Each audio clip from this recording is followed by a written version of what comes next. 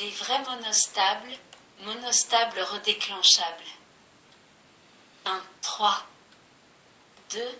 Les vrais monostables. Il s'agit de circuits monostables sans conditions particulières au sujet du signal de commande.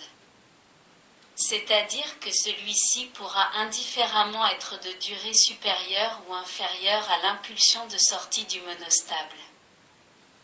A. Vrai monostable avec une bascule D. Le montage typique utilisant une bascule D est indiqué à la figure 20A, alors que la figure 20B donne la table de vérité de la bascule. La figure 21 illustre le fonctionnement de ce montage. Au repos, le monostable a sa sortie Q au niveau bas, L. En effet, si à la mise sous tension la sortie Q est au niveau H, le condensateur C se charge et provoque, un moment plus tard, l'activation de l'entrée clear, de la bascule dont la sortie passe immédiatement au niveau bas. Le condensateur se décharge alors à travers la diode D, polarisée en direct. Si on applique à l'instant T1 une impulsion positive sur l'entrée CK, le niveau appliqué à l'entrée D est transféré à la sortie Q. Cette sortie étant au niveau O, le condensateur C se charge et il se produit le phénomène décrit précédemment. L'entrée clear devient active à l'instant T2, ce qui fait repasser Q au niveau bas. À l'instant T3, le condensateur C est complètement déchargé. Une nouvelle impulsion peut être appliquée sur l'entrée CK. Avec ce montage, une impulsion, même très brève, déclenche la bascule. Cette même impulsion de commande peut, par ailleurs, être d'une durée supérieure à celle de sortie. Il s'agit donc ici d'un vrai monostable, aucune condition particulière n'étant imposée quant à la durée de l'impulsion d'entrée. B. Monostable réalisé avec un circuit intégré spécifique. Le circuit monostable présenté à la figure 22 utilise un circuit intégré de type CMOS spécifique. Ce circuit intégré comporte principalement une bascule synchrone de type D et un comparateur. Une résistance Rext et un condensateur Sext sont associés à ce circuit intégré pour définir la constante de temps de ce monostable. À l'état de repos, la sortie Q' de la bascule est au niveau L, donc G est au niveau H et Q, sortie du monostable, au niveau L. Dans ce cas, le transistor T conduit et court-circuite le condensateur Sext, imposant une tension nulle en V1, entrée moins du comparateur. La sortie du comparateur est donc au niveau H. L'entrée clear de la bascule est au niveau H, donc inactive.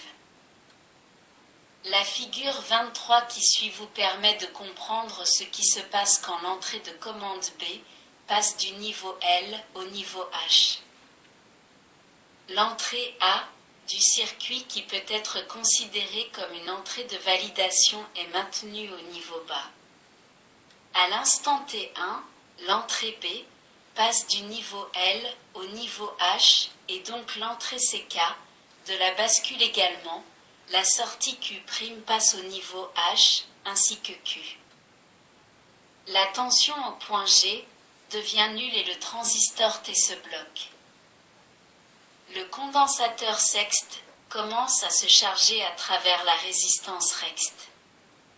Quand la tension au point V1 atteint le seuil du comparateur, celui-ci bascule, sa sortie passe au niveau L, ce qui active l'entrée clear de la bascule. Q' repasse alors au niveau L, ainsi que la sortie Q du monostable.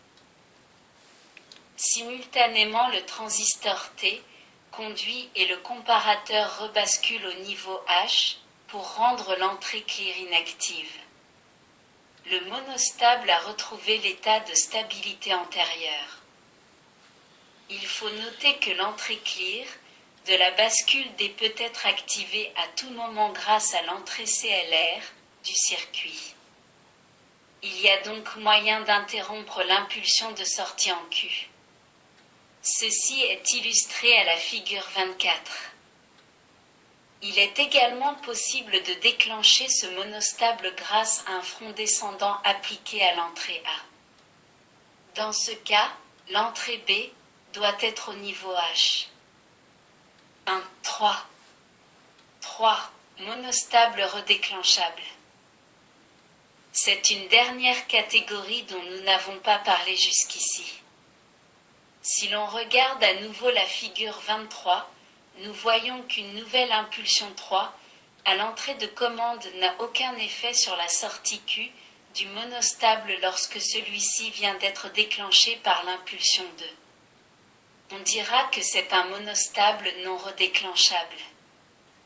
Par opposition, il existe des montages monostables redéclenchables, c'est-à-dire qu'une nouvelle impulsion de commande survenant pendant que le monostable est déclenché est prise en compte et prolonge l'impulsion de sortie d'une durée équivalente à celle écoulée entre le début de la première commande et le début de la seconde. Ceci est illustré à la figure 25. La durée totale T' est bien la somme de T, constante de temps du circuit, et T3, T2. Une suite suffisamment rapprochée d'impulsions à l'entrée E maintiendrait en permanence la sortie S au niveau H. A. Réalisation avec une bascule D. Le schéma comporte une seule différence avec celui de la figure 20. En effet, à la figure 26, vous constatez que la diode D est reliée à l'entrée et non plus à la sortie. Ce montage fonctionne avec une condition particulière pour le signal de commande. Il faut que ce dernier ait une durée supérieure à la constante de temps T du monostable. Ainsi, il s'agit d'un pseudo-monostable redéclenchable. En effet, si l'entrée CK est ramenée prématurément au niveau L, la diode D, polarisée en direct, conduit et l'entrée clear n'atteint jamais le niveau H, puisque le condensateur se décharge aussitôt. La sortie Q resterait donc en permanence à l'état H.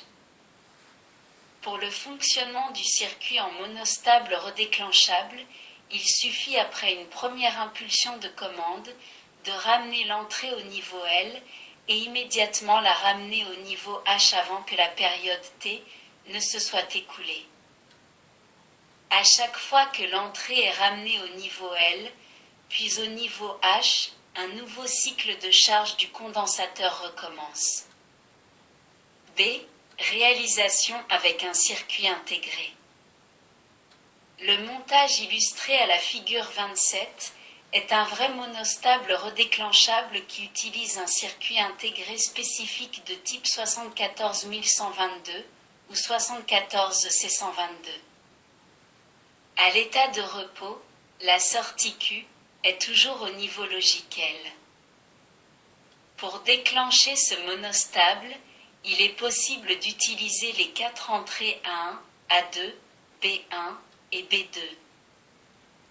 Il suffit d'envoyer une transition positive soit sur B1, soit sur B2, à condition que l'autre entrée, B1 ou B2, soit au niveau H et que l'une des deux entrées A1 ou A2 au moins soit au niveau L. Si B1 et B2 sont au niveau H, il est également possible de déclencher ce monostable par une transition négative en A1 ou A2.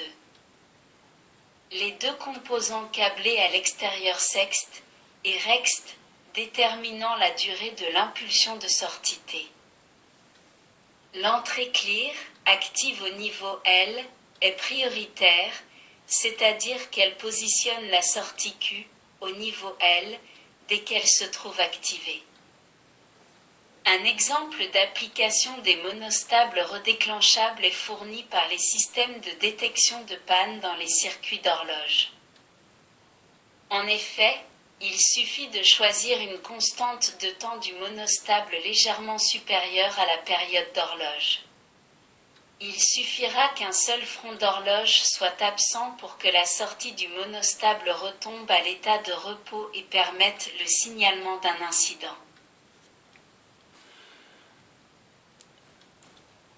Merci de votre écoute. À bientôt.